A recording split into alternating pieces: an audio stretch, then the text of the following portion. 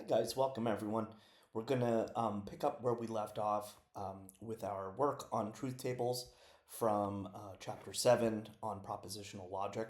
So I thought in this video we would just kind of work together, or rather have you work alongside me as we just practice some truth tables for some complex statements.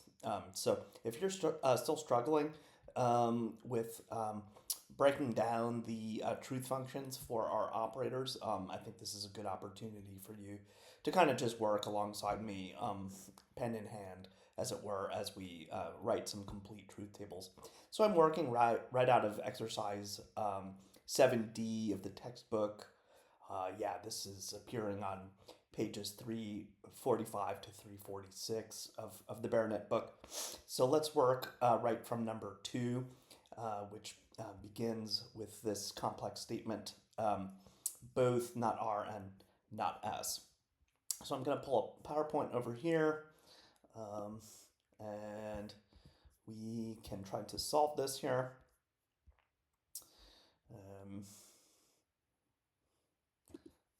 Let's see.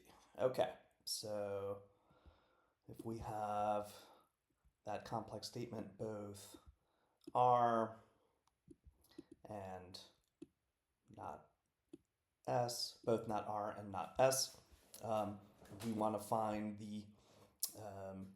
the truth values for the entire statement. We have to identify our main operator, right? So let's set off to the side the sentence, not R dot and not S.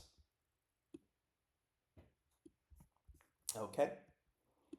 And then we're going to need to figure out how many lines to build on this truth table. So if you remember the formula for determining the number of lines, L equals 2 raised to the power of n, where n equals the number of variables.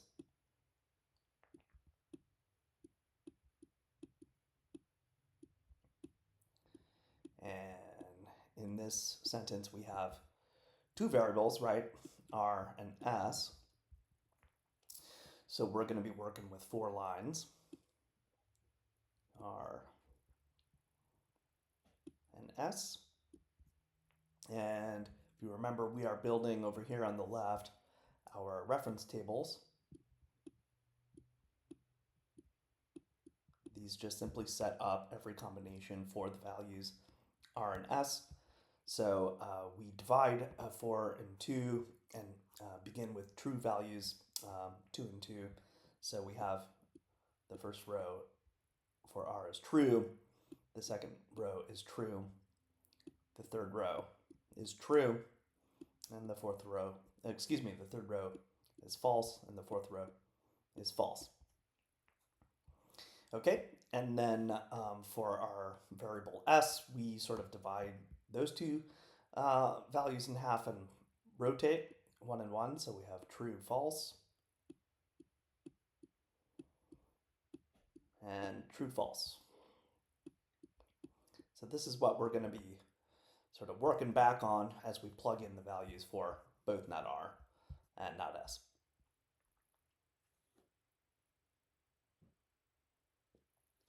All right, so make sure you've written down your reference tables correctly. And let's think about what our order of operations is going to be in terms of breaking down the truth values for each kind of simpler statement here. So you should be able to pick up on how the conjunction, the dot, is our main operator, right? This is the operator that is bringing together or sort of governing the meaning of the whole sentence. So this is going to be our goal. This is what we're aiming for.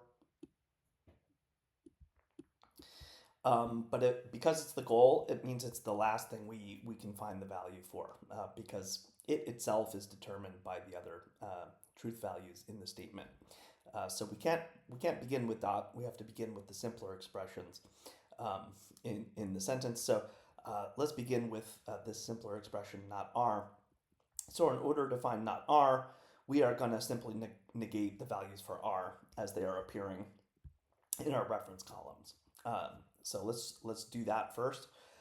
So our first value in the first row, the first line for R is true. So not R on the first row is false. R on the second line is true. So not R on the second row. The second line is false again. On the third line, I see that R is false now. So R not R on line 3 will be true. And the last value on the fourth line is false, so not R will be true. All right, so these are the values for not R. Try to keep them under the tilde, just to sort of indicate where we're stacking them here. Now we need to find the values for not S. I think that's what we should do next. So we are just going to be negating the values for S as they are appearing here on our reference table. So I see that my first value on the first line for S is true, so not S on the first line will be false. Now I see that I have a false value on the second line for S, so not S on the second line will be true. On the third row, on the third line, I see that S is true, so on the third line, not S will be false. So you can see these are just inverted, right? In the last row, S is false, so not S will be true. Okay, negation is pretty straightforward. We're just flipping the values as they appear in the reference table. Now let's try to find the values for dot. If you remember our rule for conjunction, when is conjunction true? Well, conjunction is only true when both of the conjuncts are themselves true. So as soon as we have a false value on either of the conjuncts, the dot as a whole on that row, on that line, is false. So that's really all we're looking for. So on the first line, I see that both of my values are false. So on the first line, dot has to be false. On the second line, I see that not R is false and not S is true because we have this one false conjunct. Dot on the second row also has to be false. On the third row, I see that not R is true, but I see that not S is false. So again, we have a false conjunct. Dot has to be false on the third line.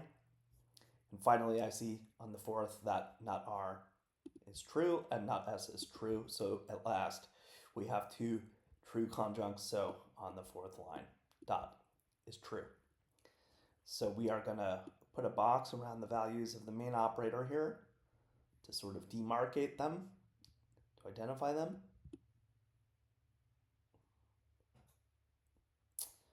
And we are there. Conjunction is false, false, false, and true. That is a complete truth table for the statement both not R and not S.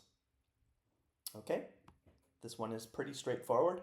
We just had really two negations to deal with and then the conjunction.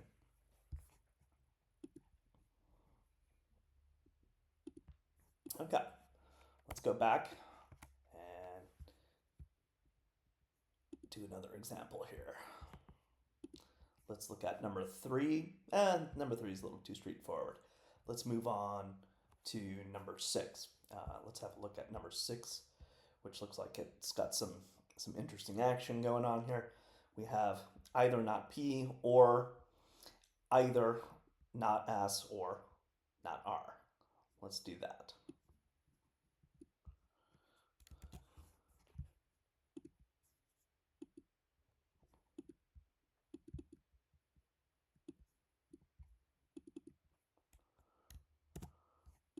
Okay. So let's just make sure we have our sentence written over here clearly so that we can build off of it in the table. Either not P, and then we have parentheses, or either not S or not R.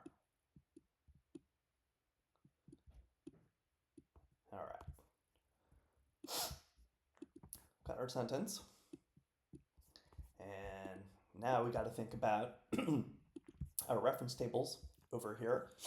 Remember our formula, L equals 2 raised to 3. Because I see 3 variables, P, S, and R, the total number of lines we need is 8, right? 2 raised to the power of 3 is 8. So we're going to build our reference tables over here. P, S, and R. Okay. So for 8 lines, we're going to split the 8 in half, building 4 values of true under P and 4 values of false as our first column. True. Second line. True. Third line. True. Fourth line. True. And then fifth line. False. Sixth line is false. The seventh line is false. And the eighth line is false. Okay, we then sort of divide these in half to have values of 2 and 2 alternating, true and false for S. So we begin on line 1, S is true, and on line 2, S is true. On line 3, S is false. And on line 4, S is false. On line 5, S is true. And on line 6, S is true. And then on lines 7 and 8, S is false. Okay, we then split these values again in half such that we have alternating values, again, always beginning with true. So line 1 for R is true. Line 2 is false. Line 3 is true. Line 4 is false. Line 5 is true. Line 6 is false. Line 7 is true. And line 8 is false. Okay, these are our reference tables. We are going to be referring back to them a lot, looking back at them. So make sure you have this written totally accurately. Be very careful when you're writing these because the whole thing will fall like a house of cards if you don't have those values accurately reflected line for line.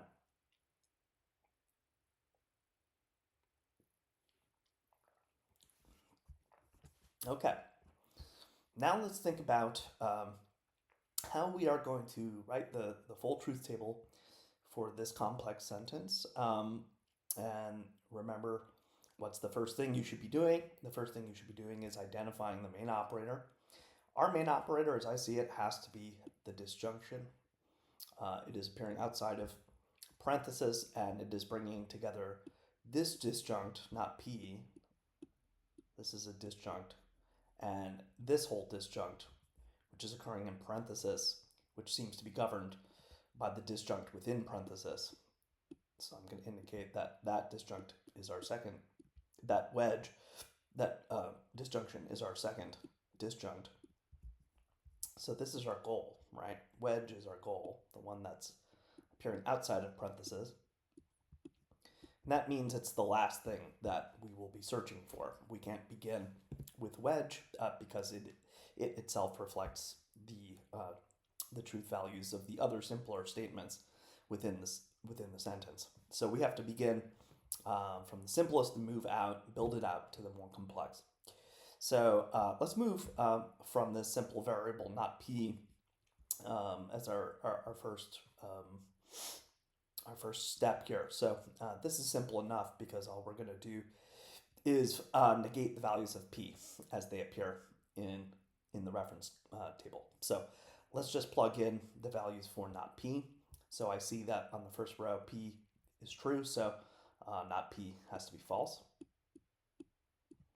Then I see that on the second row P is true, so not P is false again. Third row P is true, so on the third row not P is false. On the fourth row P is true, so P has to be false again. not P has to be false. And then again, we have 4 values that are false that are going to be negated. So on the 5th row, not P is true. On the 6th row, not P is true. On the 7th row, not P is true. And on the 8th row, not P is true. So we're just negating those values as they appear, flipping it like a light switch, right? So now we have not P written out. So now let's move over into what is in parentheses, and we are trying to find wedge. So in order to find wedge, we have to find the values of these disjuncts, not S and not R. This says either not S or not R. So let's find not S first. Let's move from left to right. So to do that, we're just going to negate the values of S as they appear in the reference column. So in the first row, I see that S is true, so not S has to be false.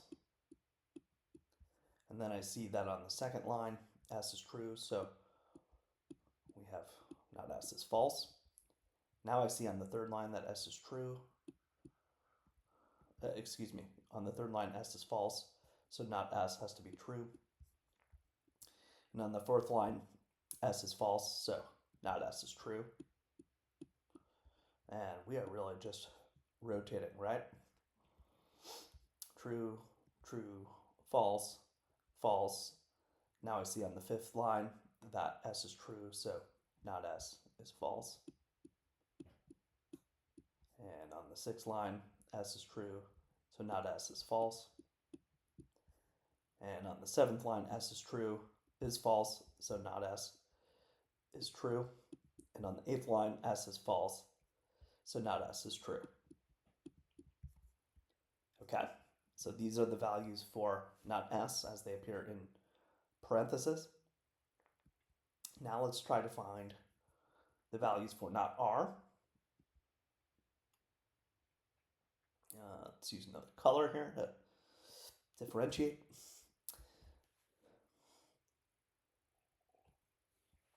Okay, so to find not R, we're just going to negate the values of R as they're appearing in the reference table. So we are just flipping these, right? So R on the first line is true, so not R is false. True, false, true, false, true, false, and true, right? These are just the negated values of these values. So now we have some disjuncts here. We have not S and not R as our disjuncts in parentheses. Now we're trying to find the values for wedge. So try to recall what the logical function, what the truth function rule is for disjunction. Disjunctions are true if one of the disjuncts is true. We don't need 2 true ones, we only need 1 true disjunct for the wedge as a whole to be true. However, if we have 2 false disjuncts, wedge is false, right? So we need at least 1 value to be true. So on the first line, I see that both of our disjuncts are false, right? Not S is false and not R is false. So wedge has to be false. On the second line, I see that not S is false and not R is true. Because we have this true disjunct here, wedge is true. On the third line, not S is true and not R is false. So the disjunction is true. On the fourth line, both disjuncts are true, so wedge is true. On the fifth line, both disjuncts are false, so wedge is false. On the sixth line, not S is false and not R is true. So because I have this one true value, the wedge is true. On the seventh line, not S is true and not R is false. So wedge is true. And on the last line, I see that both disjuncts are true. So the disjunction is true. Okay, so these are our values for wedge. False, true, true, true, false, true, true, true.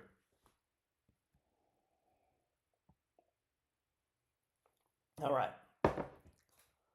So what do we do next? What we do next is we try to find the values for wedge, our main operator, by considering the values for not p, which is our first disjunct, and the values of wedge in parentheses, which is our second disjunct.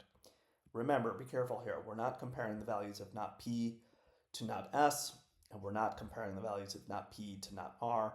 The values have to be the values for wedge, because that is the most important statement within the parenthesis. That is the statement that is governing the biggest scope of statements within parenthesis.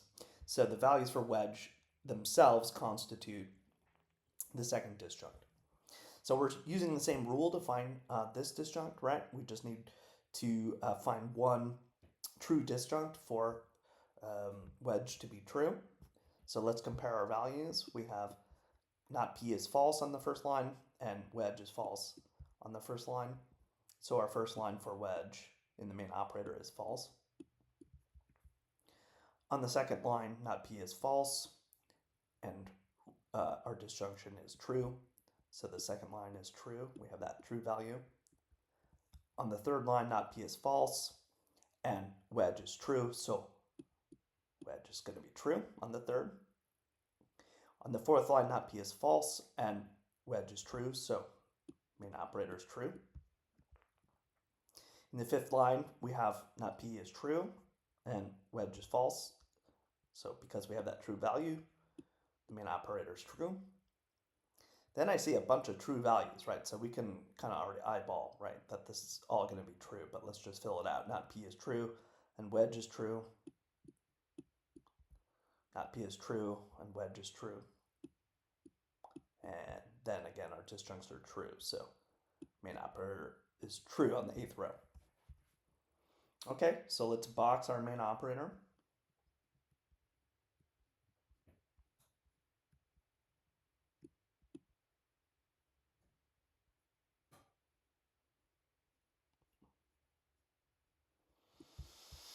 All right, this is the main operator.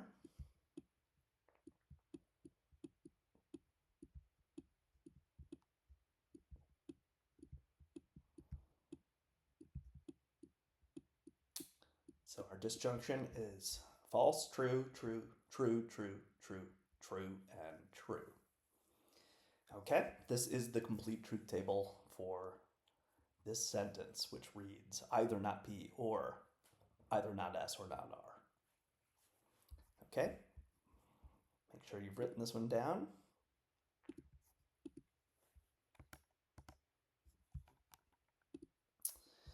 And let's move on to another example.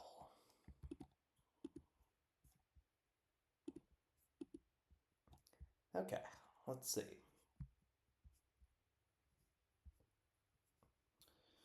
Let's try number 11. Like number 11, we have dot, tilde, and conditional. So we have a lot of operators to work with here.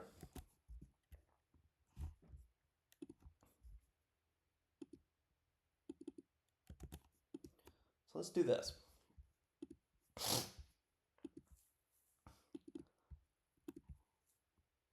Let's write our sentence down to the right, S. Both S and if not Q, then R.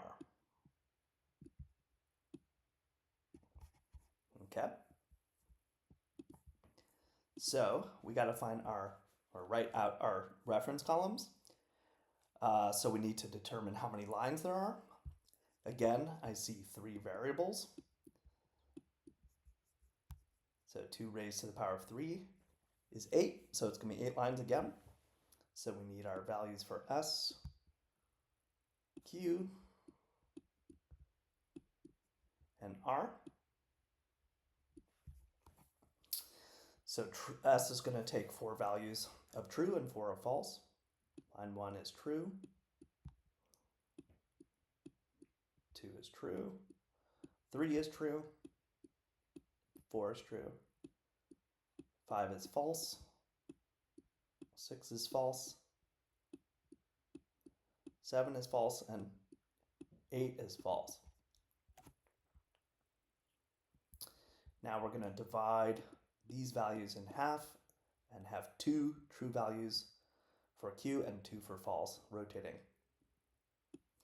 Q on the first line is true, and the second, and Q is false on the third and fourth row, and Q is true on the fifth and sixth rows. Whoop, that one's a little ambiguous, isn't it?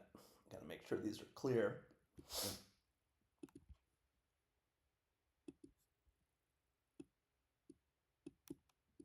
And false on the 7th and 8th line.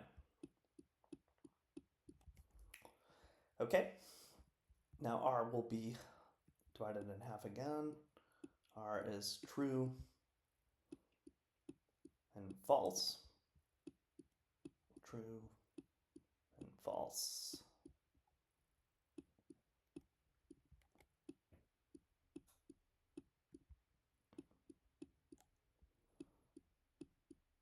Okay.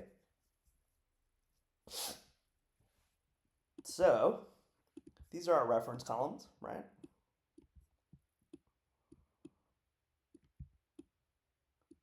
We will be looking back on them, so make sure they're accurate.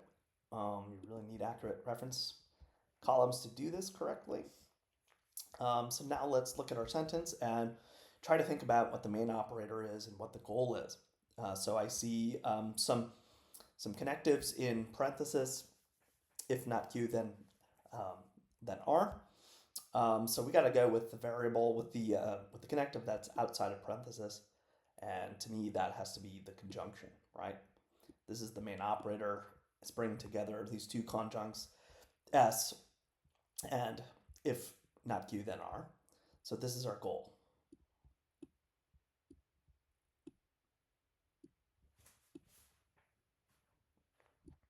All right, so this is what we're looking for.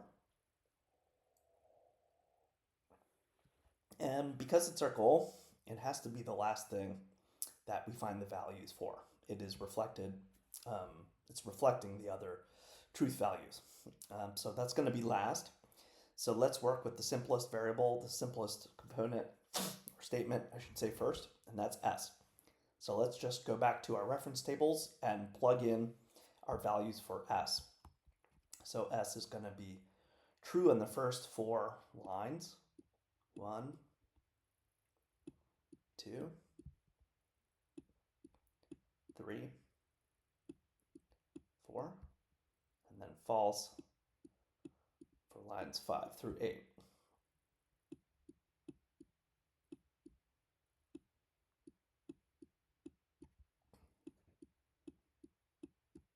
Okay, so we have S just connected up, referring back to the reference column.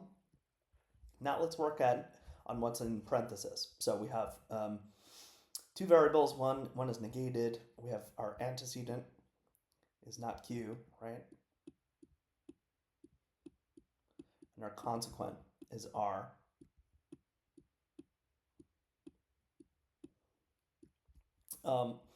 So to find horseshoe, to find the conditional, we got to find the values for not Q and R. So to find not Q, let's start left and move from left to right. So let's find not Q. So we're just going to be negating the values of Q here, right? So Q on the first 2 lines is true. So not Q on line 1 has to be false, and then false. And then on the 3rd and 4th line, it will be true. And then it will be false. And then not Q on the 7th and 8th line is true. So we have our antecedent.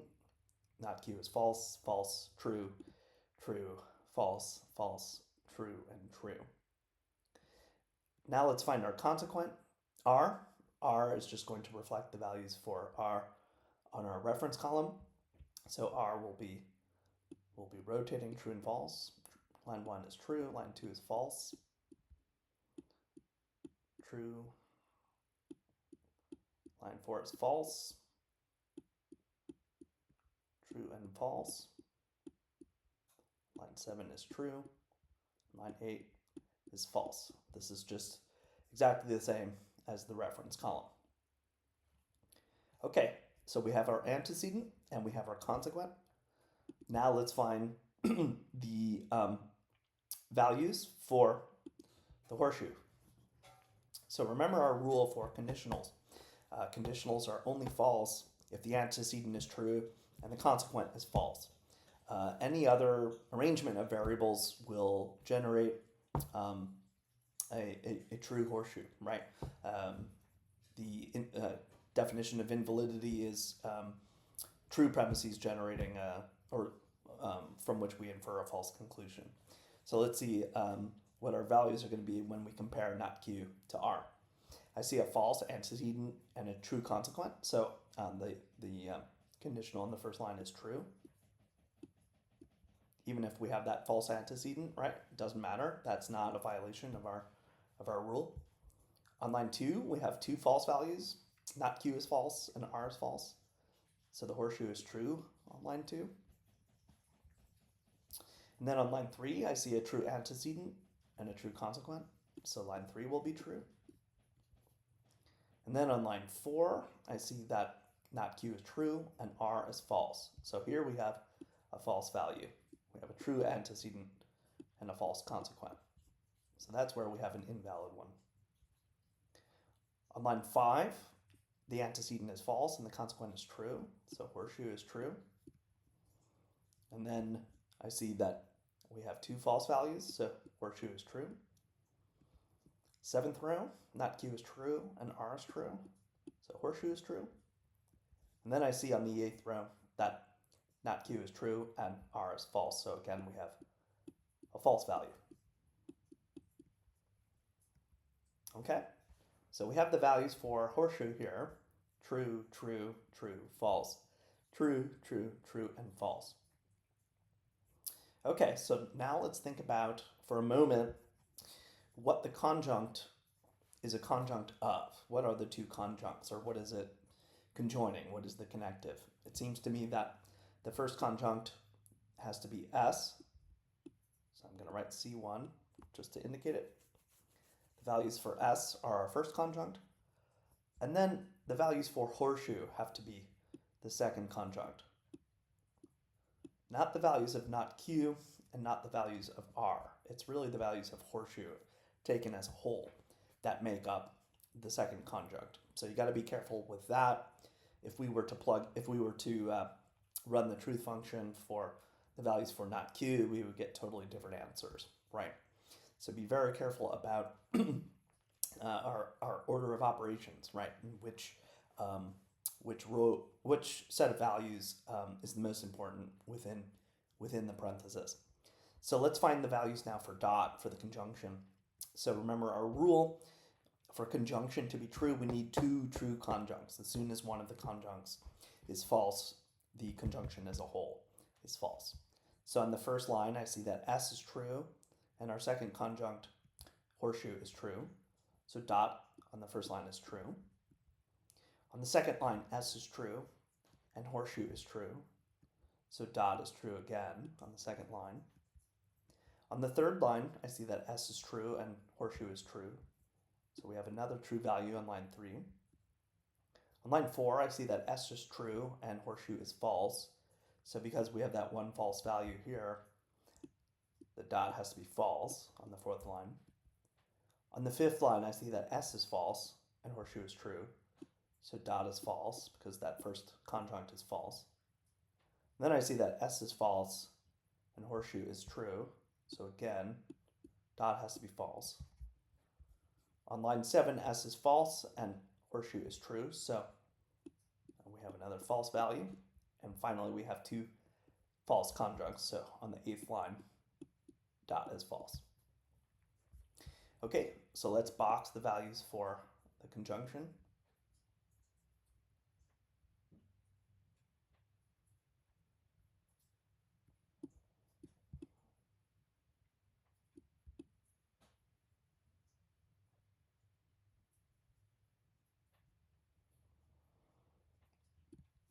So this is our main operator, the values for the main operator.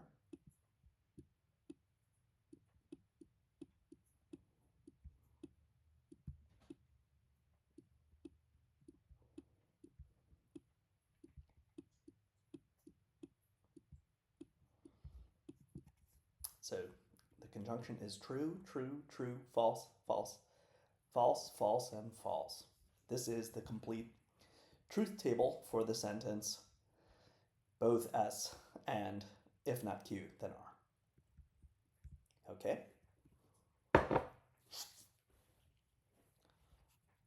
That is the complete set. Make sure you've written it down. And let's do another one.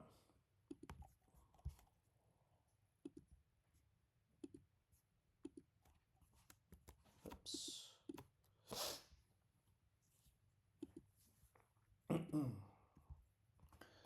Okay, let's have a look at our examples.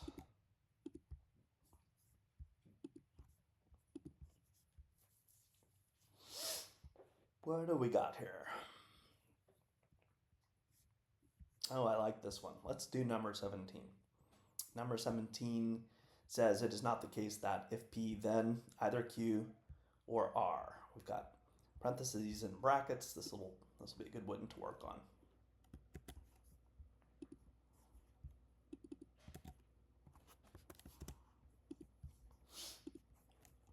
Okay.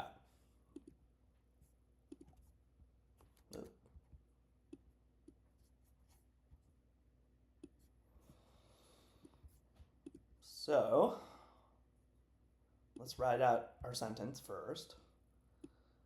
It is not the case that. And then we have brackets. We have an antecedent, P. We have a consequent that is in parenthesis, either Q or R. Okay, so kind of a complex sentence. We need to write our reference tables. We have 3 variables, P, Q, and R. So it's going to be 8 lines, right? It's the same number as last time. So let's write out the values. P, Q, and R. So these will be our reference tables, just to be clear.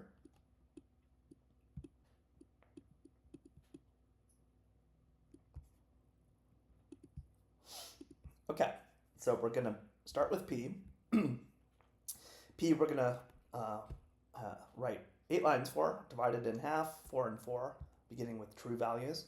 So P is true on the first line, true on the second line,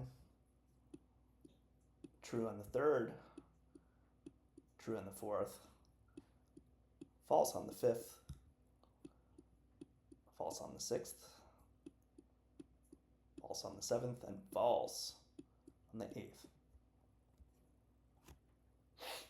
Okay, now Q we split in half, 4, so that we have 2, beginning with true.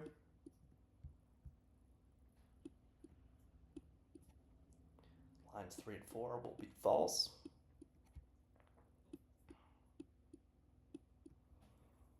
Five and 6 will be true. And 7 and 8 will be false. And then for our last variable R, we divide 2 to have rotating 1 and 1, beginning with true. Line 1 is true. Line 2 is false. 3 is true.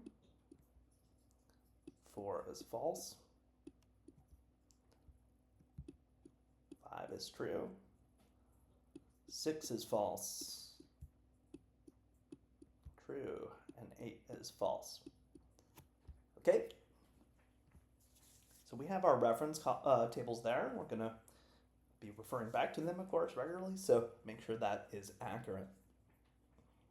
Now let's have a look at our sentence. It's sort of a complicated one. So I see a couple different connectives.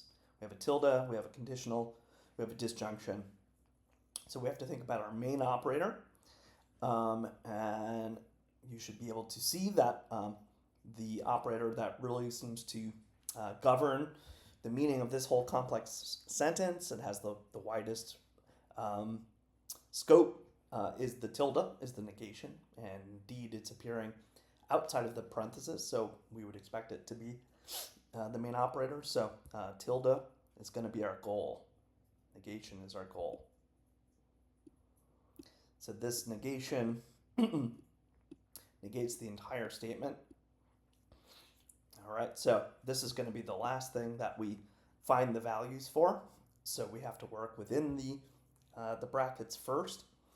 So let's work within the parenthesis first, following our order of operations. So within parenthesis, we have either Q or R. We have that disjunction. So let's plug in the values for our disjuncts, Q and R, to begin with. So on the first line, Q is true. On the second line, Q is true. On the third line, Q is false. On the fifth line, Q is false. Excuse me, on the fourth line, Q is false. On the fifth line, Q is true. And on the sixth, true. And then on the seventh, false. And the eighth, false. So that's our first disjunct.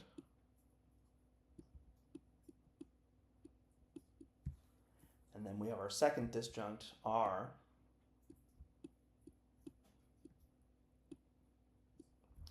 So let's plug in the values for R from our reference table. So these are just going true and false, rotating.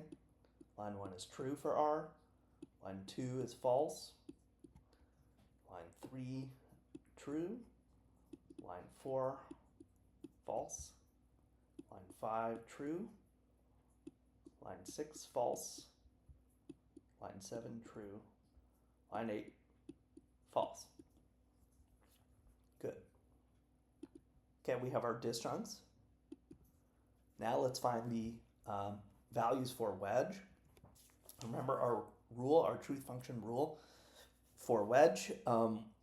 As soon as one of the disjuncts is true, the disjunction as a whole, as soon as one of the disjuncts is true, the disjunction as a whole is true. If we have two false disjuncts, however, the wedge is false. So let's compare our values for Q and R. On the first line, I see that Q is true and R is true. So our disjunction on the first line is true.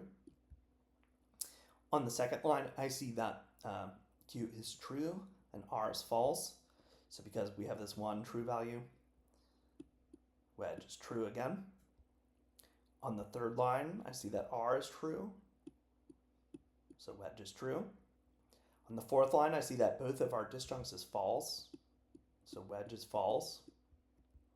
On the fifth line, I see that both disjuncts are true. So wedge is true. On the sixth line, I see that Q is true and R is false. So wedge is going to be true. And then I see that on the seventh line, Q is true, is false, and R is true. So we got a true wedge. And then on the eighth, we have two false disjuncts. So the value is false.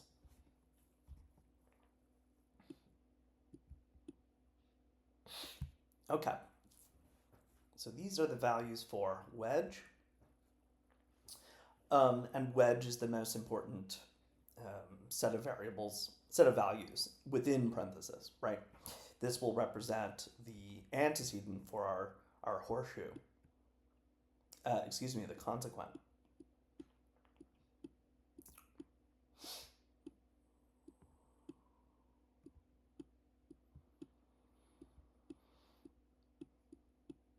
And the values of P are going to be our antecedent, right?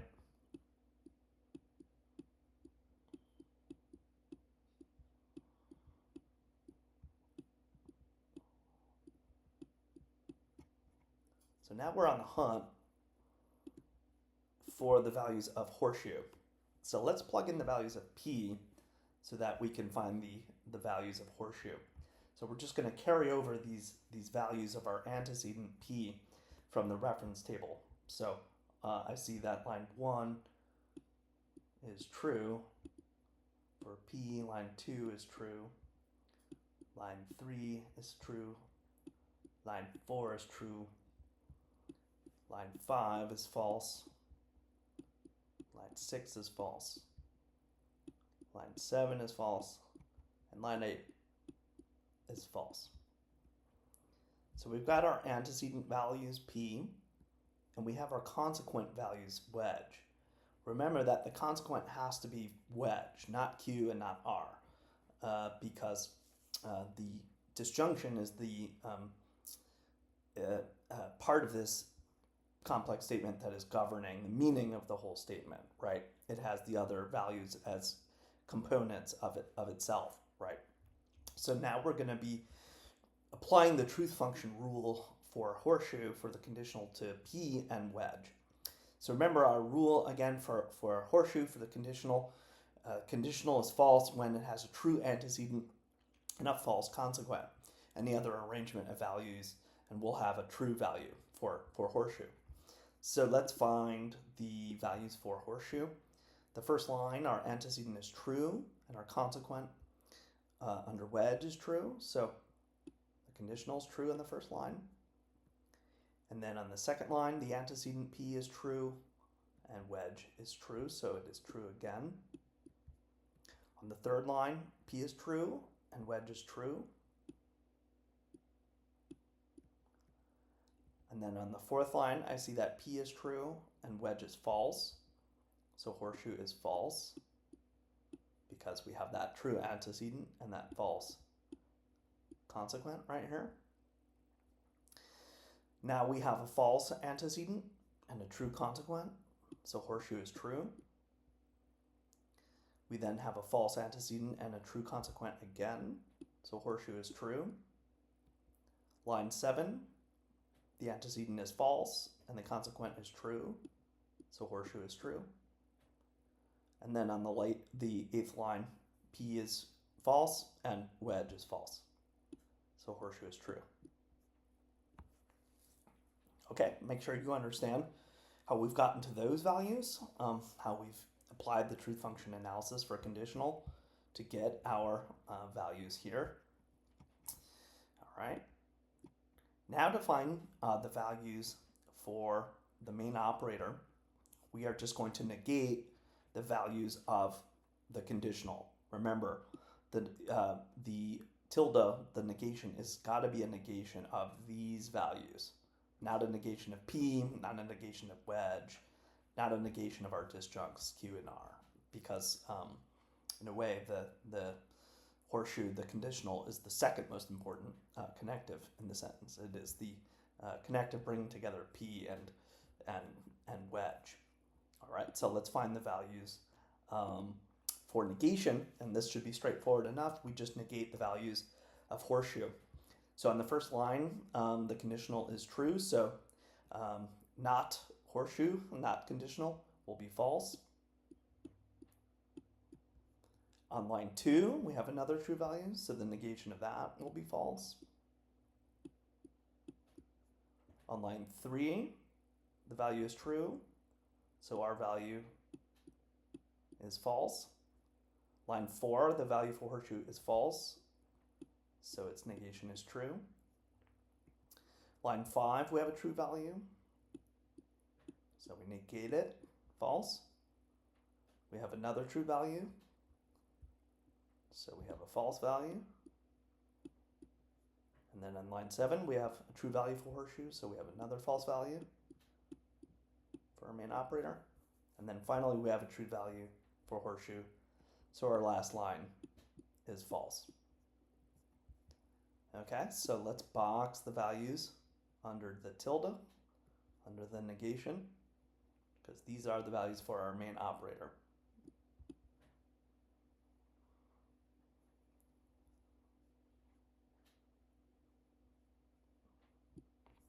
All right, this is the main operator.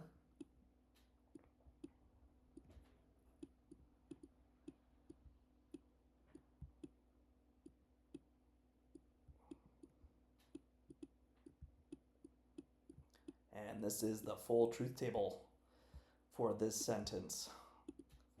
It is not the case that if P, then either Q or R, where the negation, the main operator, is false, false, false, true, false, false, false, and false. Okay, everyone, so this has been a good amount of practice.